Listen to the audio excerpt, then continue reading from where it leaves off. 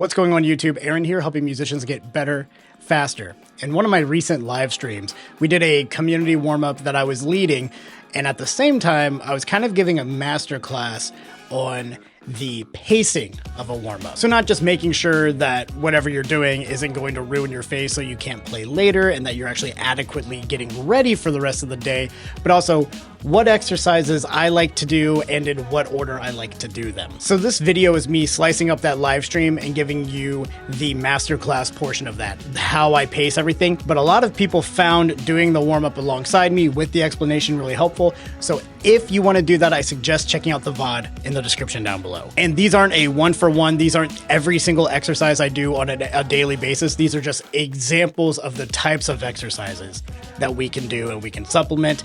But all of the materials that they come from, I will have those linked in the description down below as well. So if you find this video helpful, which I know you will, go ahead and hit that like button. And if you haven't done so already, hit that subscribe button. But anyways, let's dive into it. Be happy, never satisfied, and I'll see you in the next one.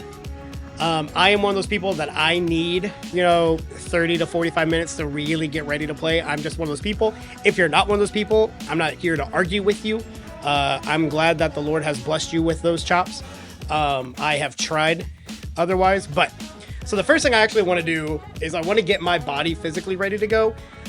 So we're going to do a couple stretches here. So the first thing I want to do is I like taking my hand out and just putting it out like this. And all you do is grab it, grab your fingers, and just pull back a little bit, nice and easy. Give it a good little stretch. And then the other way. Right, and just kind of feeling that little bit of a tug, and one more time up top, and then switch hands. And just allowing that to start to open up a little. We think about our face so much that we forget about the other thing that's controlling the instrument.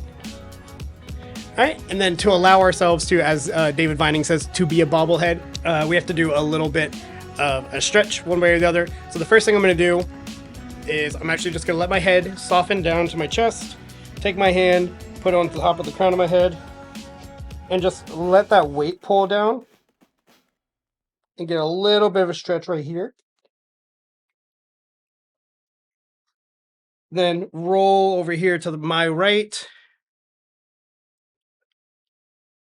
And then just same thing, just letting and I'm not pulling, I'm just letting the weight of my arm kind of bring my head down. Roll again over here now, and the same thing. The next thing I'm going to do is just a little bit of check-in breathing stuff. So I'm just going to, for 4 counts in and out, we're just going to breathe in for 4 and out for 4. And what I'm going to do is I'm going to do the old-fashioned breathing in with the hand in front of my face and making sure I'm getting that nice, deep, dark inhale, that as opposed to something more sippy, right? We don't want any of that. We want as we go along. And we're just going to do for 4 and 4. When we breathe in, as we blow out, we want to push our hand away as much as we can. The idea is that our exhale should push all the way as we start to go.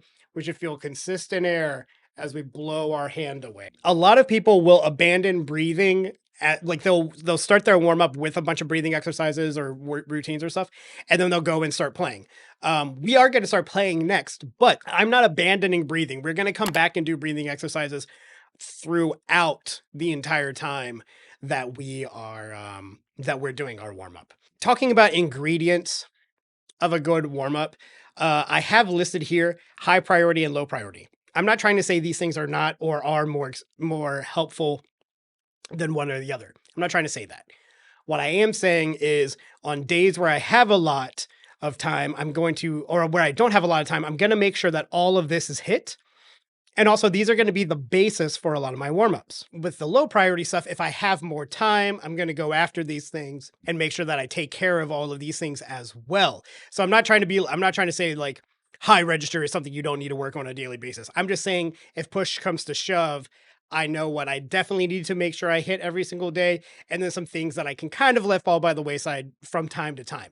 The other thing too is, like, inside of my long tones, I can put stuff inside of it, as you're going to see later, to make it work out. Like David Vining has stuff where he has long tones that have articulations in them. So you can double dip and also decrease the amount of time that you're working on something, and we can get more out of certain exercises. Let's start out just with we're going to go into a double dipper here. This is a breathing exercise and a long tone smushed together. So we're doing both at one time. So imagine a world where you have to do things, somewhat quickly. You don't have to go straight into just doing like a Remington. You can find something like this that's going to both work on your long tones and your sustain, but also work on your breathing. So this is from David Vining's breathing book. He uses a percussion clef, I think, to create this. So what he's got here is anything that looks like a triangle is an inhale. Anything that looks like a box is an exhale or a blow. So in, out, in, out, in, out, in, out, in, out for a whole note. See how it looks like a whole note? You're going to blow out for a whole note and then inhale for a whole note, right? So whenever you see clefs like this, all he's doing is telling us how to do it. The part that everybody forgets whenever I play with them is the playing portion of this. So make sure you're ready for this. Awesome. Good. Now, if you're lightheaded or anything like that, take a second. So this is double dipping a little bit. So we're using this to do both breathing as well as our long tones, right? So we're taking down a little bit of time. Now, is this a super extensive, I'm getting the same amount out of this as I am out of like a Remington?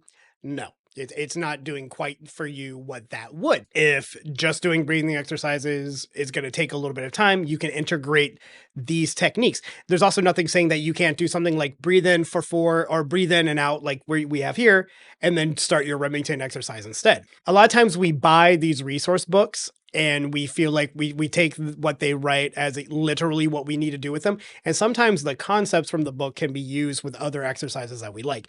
So that's how we're starting out here. Now we're getting into another double dipper. 2 things out of this exercise.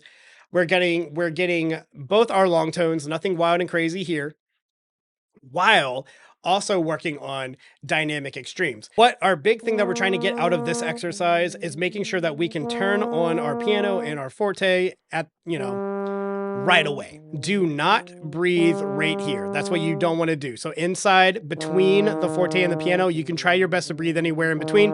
He gives you admit breathing opportunities with these half rests, but if you're having a hard time, the big thing is not breathing between new dynamics. That's what you don't want to do here. And we can do some other things too with this exercise. Like inside of this packet, I don't have any buzzing. You can do things like just try to buzz the exercise. And not, you don't necessarily need to do the dynamics with that, though that's great. You can do air patterns of it, right? We can get a little bit more out of it. All right, now we're moving into our flexibility. Here we're doing 2 slurs essentially in one. I like that. Just for spacing, I did not include all of the valves in there. I probably could write a little thing that just says include. And also, if you have a compensating system, you can go further if you would like to. But yeah, so we just continue with all the valves here. All right, so now we're going to do what I call high impact. And by high impact, I mean it's hitting your face hard. They're narrow slurs, but it does reach, and we've also got the speed going on here as well. You're going to want to find your Goldilocks zone, whatever speed you can go at that pushes you but is still accomplishable. This is from the Van Tynen Swoboda Euphonium Slurs book. So now we're going to get into articulation. I call this multiple use because you can use it for single or double tonguing. If you have a breathing bag, I would suggest also doing this exercise into it, either single or double tongue, whatever you're doing. But remember, I said we're not going to abandon doing the breathing fundamental throughout our entire warm up. So now we're kind of getting to the end here. Your face should somewhat be ready to go. So now we're going to start breaking it and we're going to do some high stuff. But it's also working as a flow and dynamic exercise. So it's not working only by itself. Try your best to really do everything that's written here. So we've got all the slurs and everything, but also the dynamics that are written here. And what I like about this is, it's not your normal, like just beautiful exercise that's going to go up and up and up and up and up until you break. And you should do those things too. But this one has a little bit of repair inside of it as well. Now we're going to kind of repair a little bit. We're doing some flow, but we're also doing some low studies as well. But also just resetting our face from the trauma that we just had to put it through. Let's go back really quick and talk about that priority list that we started out with, right?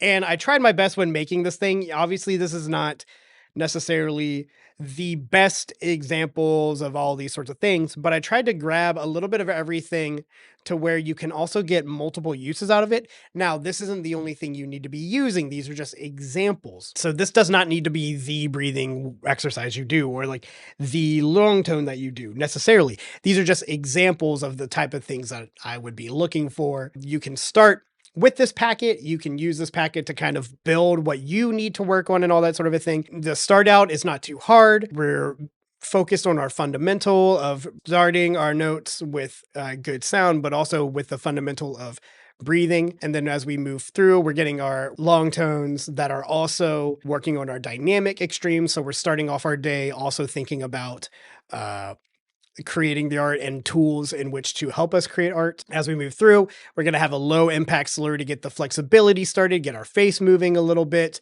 We can maybe buzz this as well, like we did today. Then we're going to move into a more high impact slur. Now this, I'm not saying you just need to do one slur. You could do multiple. You can change them up. You can also work on wide flexibilities. Right. And then we're going to go into an articulation, but also I'm doing it at a lower register to make sure that, you know, I'm kind of repairing a little bit of the damage I've done. Right. Then we have a high register thing, and we all have our own favorite things of those. And then we move into both a flow study, but also a low note thing to repair the damage we've done to our face. And we're leaving our face the way we want to find it when we pick it up again. Taking the time and not doing too much of one thing at one time and expanding it throughout, but also being cognizant of what our face has to deal with on a daily basis.